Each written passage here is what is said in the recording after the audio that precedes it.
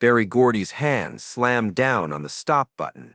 The studio fell silent, except for Jermaine Jackson's heavy breathing through the talkback system. Wait, because in the far corner, sitting on a folding chair nobody had looked at for 6 hours, 10-year-old Michael Jackson was about to do something dangerous, something that would either end a career or start a legend. And what happened in the next 4 minutes would force Gordy to choose between family politics and the biggest discovery of his life. November 3rd, 1968, HITSVILLE, USA, Studio A. The clock read 8:17 p.m. For the 7th time that evening, Jermaine's voice had cracked on the high notes of I Want You Back. Barry leaned back in his chair and rubbed his temples. 6 hours, 7 takes, 0 usable recordings.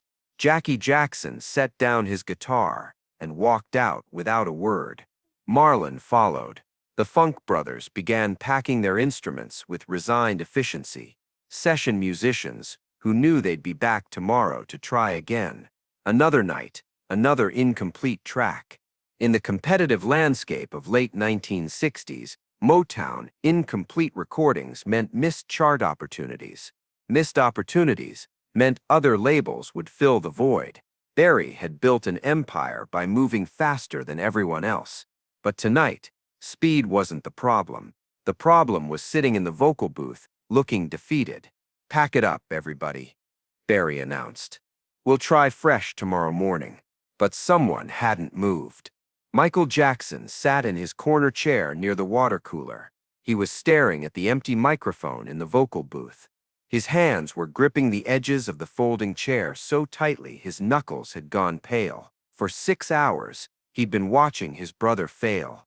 For 6 hours, he'd been learning every note, every breath, every inflection. And for 6 hours, that knowledge had been building pressure in his chest, like water behind a dam. 4 months earlier, Gordy had signed the Jackson 5. He'd seen them at a showcase in Gary, Indiana. The deal had been straightforward. Jermaine was the lead vocalist, the handsome older brother with the smooth voice. The voice Barry believed could carry hit records. Jackie and Tito handled harmonies and instruments. Marlon filled in where needed. And Michael was 10 years old, cute, energetic, perfect for a few lines here and there. Maybe a verse on the lighter songs, but not ready to carry a potential #1 single. Barry had been clear from day one. The kid's got talent, but he's 10. He doesn't have the vocal maturity we need for A-side material. Listen to what that meant for Michael. Every recording session, he arrived an hour before his brothers. While they joked around during breaks, he studied. He watched the engineers' techniques. He observed how Barry crafted arrangements. He learned which vocal choices worked and which ones killed a take. At home in their cramped Detroit apartment, he'd practice the lead vocals in the bathroom, the only place he could be alone. He'd sing softly into a towel. Nobody could hear. Nobody would tell him to stop wasting time on parts that weren't his. But saying anything meant risking Joseph's anger. Their father had made the hierarchy clear. Jermaine was the star. Michael was support. Questioning that order invited consequences. Consequences that went far beyond missing a recording session. You coming, Michael? Jermaine called from the doorway. He was already halfway to the parking lot. Yeah, just give me a minute, Michael replied. His voice was barely audible. Jermaine shrugged and left. One by one, the others filed out. The session musicians packed up their gear. The assistant engineer wound cables. Within minutes, only Michael and Barry remained in Studio A. Barry was organizing papers at the console, muttering about tomorrow's schedule. He seemed to have forgotten the kid was still there. Michael stood up from his folding chair. His legs felt unsteady, not from exhaustion, but from the realization that this moment had been building for 16 weeks. Every night he'd gone home and replayed the failed sessions in his mind. Every morning, he'd woken up with melodies in his head, melodies he never got to sing. Every week that passed, The certainty in his chest had grown heavier. 4 months of watching. 4 months of waiting. 4 months of being invisible. Notice something about what happened next. Michael didn't raise his hand. He didn't clear his throat politely. He walked directly to the vocal booth, pulled the door open, and reached for the microphone. The sound of the booth door closing made Barry look up. "Michael." Barry's voice came through the talkback, surprised. "What are you doing?" Michael was already adjusting the microphone stand, lowering it to his height. His hands were shaking, but he didn't stop. "I want to try the song." "Try what song?" "I want you back. I want to sing the lead." The silence that followed lasted maybe 5 seconds, but it felt like an eternity. Through the glass, Michael watched Barry's face process the request, saw the automatic refusal forming, saw it pause. Barry leaned forward in his chair, studying the boy, as if seeing him for the first time in 4 months. "You know the lead parts? Every note. Your father put Jermaine on lead vocals." "I know, but I can sing it better." "Wait." Because that statement carried weight Barry wasn't expecting.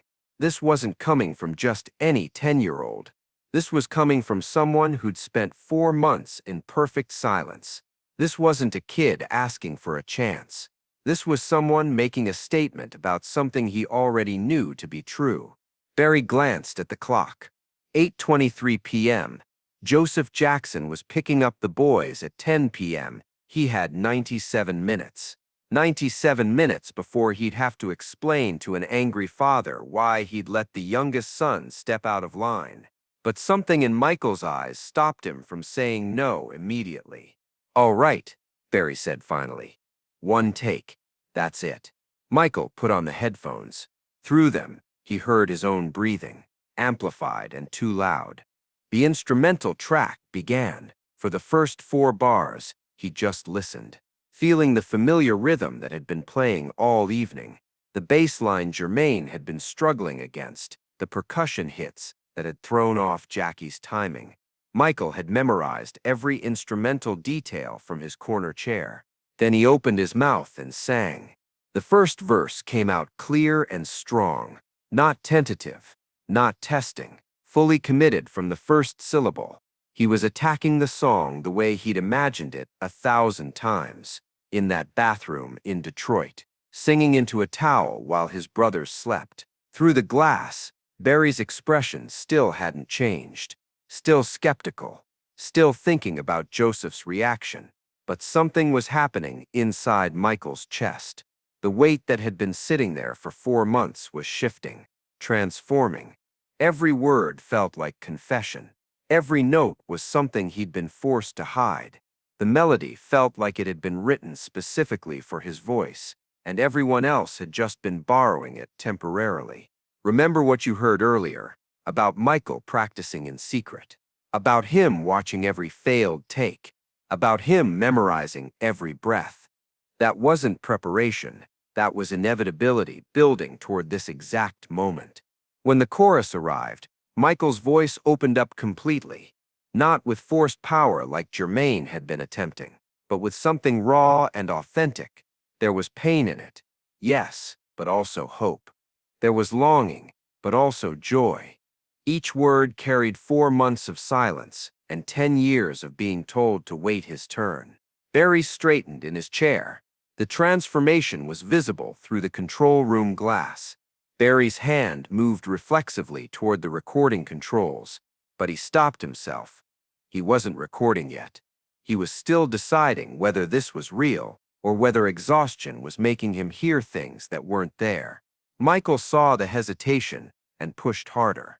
The second verse found him settling deeper into the song, adding embellishments that made the familiar melody feel completely fresh. His left hand moved unconsciously, conducting an invisible orchestra. His right hand gripped the microphone stand, not for balance, but for control, pulling the mic closer for intimate lines, pushing it away slightly when his voice needed room to soar. Stop for a second and picture Studio A from above, because what you're watching isn't just a kid singing a song, it's a 10-year-old rewriting the power structure of an entire family, and changing the trajectory of popular music.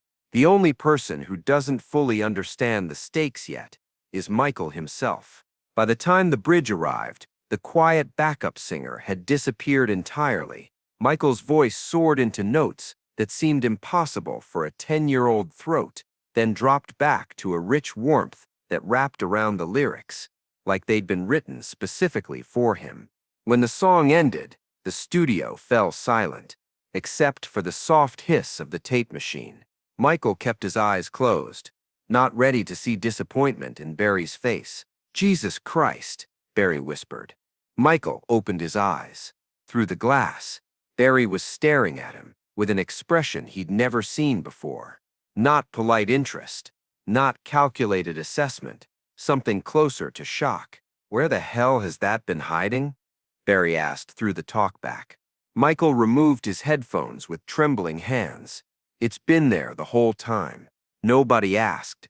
Barry stood up and walked into the vocal booth, moving like someone who'd just witnessed something impossible, something that contradicted everything he thought he knew. He stood directly in front of Michael, studying his face. "Your father is going to lose his mind. I know. Jermaine's going to feel like you went behind his back. I know. Can you do it again?" "Yes, sir." "Right now?" "Yes, sir." Barry walked back to the console. This time, he pressed record. Notice what's happening with time. It's 8:41 p.m. now. Joseph arrives at 10 p.m. Barry has 79 minutes to decide.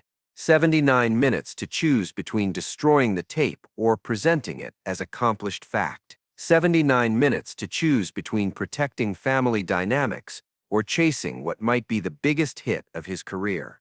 Michael sang the song again, and this time, knowing the tape was rolling, he gave it everything.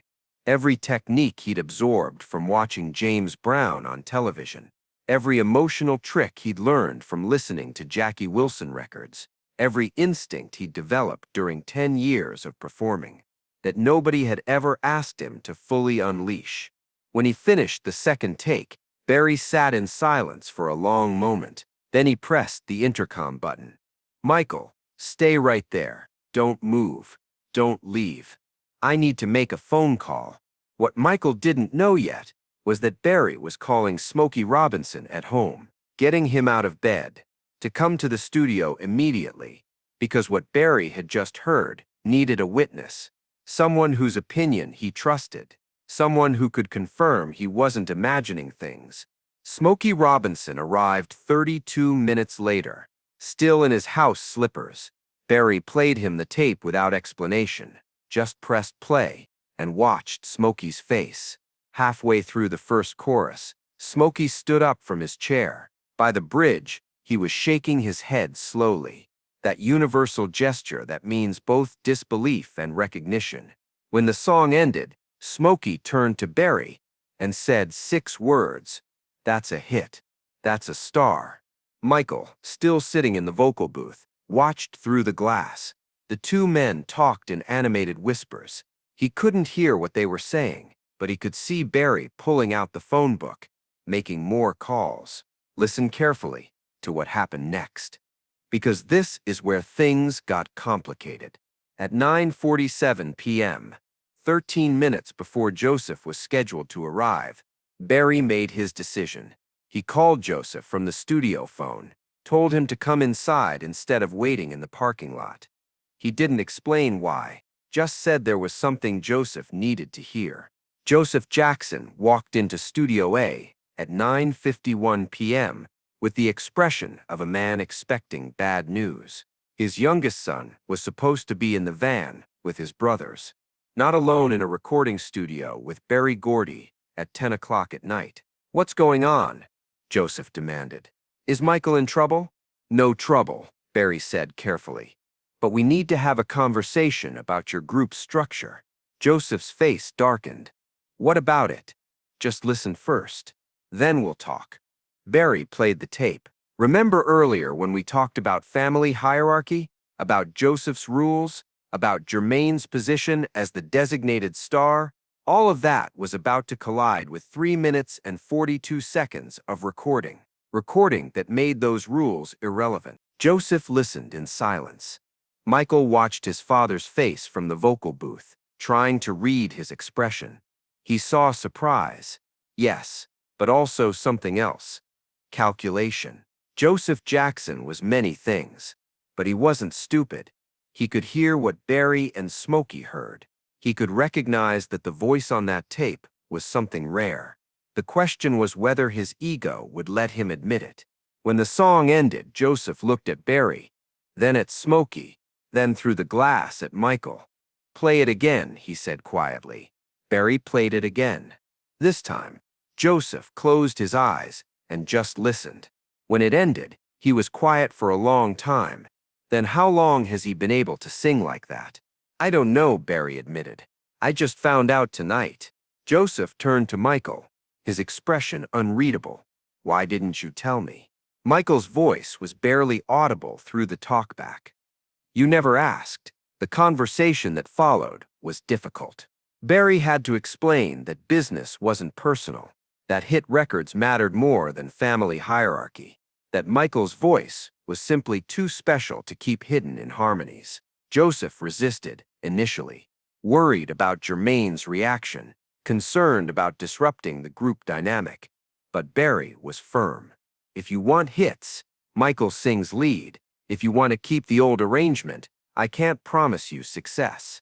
Joseph looked at his youngest son through the control room glass, 10 years old, still small enough that he had to stand on tiptoes to reach the microphone properly, and singing with a voice that shouldn't have been possible in a body that young. "All right," Joseph said finally, "but you tell Jermaine I'm not doing it." The tape that was made that night would change everything. Over the next week, Barry played the recording for every important person at Motown. Diana Ross heard it and insisted on mentoring the group personally. The Motown executives, who dismissed the Jackson 5 as just another family act, suddenly saw dollar signs. Radio programmers who'd been skeptical about a group of kids from Gary, Indiana, started requesting advance copies. But that was all later. In the moment, at 10:17 p.m. on November 3rd, 1968, Michael Jackson stood in the vocal booth and watched the adults in his life rearrange his future through the control room glass. He'd wanted this, craved it, but now that he had it, the weight of it settled on his shoulders in ways he wasn't prepared for. Within 3 weeks, "I Want You Back" would be released with Michael on lead vocals. Within 6 weeks, it would be climbing the charts. Within 3 months, it would hit #1 on the Billboard Hot 100. The Jackson 5 would become the first group in Motown history to have their first 4 singles all reach #1. But success, when it came, carried complications Michael hadn't anticipated. Jermaine felt displaced. His position as the group's star suddenly uncertain. The easy brotherhood they'd shared became strained by competition and resentment. Joseph became more demanding, viewing Michael as the family's primary asset rather than just another son. The spotlight that had seemed so appealing from a corner chair became an intense pressure. He wasn't prepared for it 10 years old. Before we finish, you need to understand one thing about that night. When Michael grabbed that microphone without permission, he wasn't just claiming his voice. He was accepting a burden he'd carry for the rest of his life. The burden of being exceptional, the burden of everyone's expectations, the burden of never being allowed to just be a kid again. Sometimes, in hotel rooms during tours in later years, when the screaming crowds had gone home and exhaustion set in, Michael would remember the purity of that November night, the clarity of wanting something simple to show what he could do. Before the complications of child stardom, before the weight of carrying an entire family's financial future, before the realization that being seen meant never being able to disappear again. That night in Hitsville, he'd stepped forward and claimed his voice. Everything that followed grew from that moment. Both the unprecedented success and the eventual complexities that would consume him, all of it grew from that moment of courage in a quiet studio, when everyone else had already given up for the day. If you enjoyed spending this time here, I'd be grateful if you'd consider subscribing. A simple like also helps more than you'd think. The transformation was complete and utterly irreversible. 10-year-old Michael Jackson walked into Studio A as the youngest backup singer. He walked out as the future king of pop. And Gordy, who had almost sent him home without listening, spent the rest of his life grateful. Grateful that the kid had been brave enough to grab the microphone without asking permission first.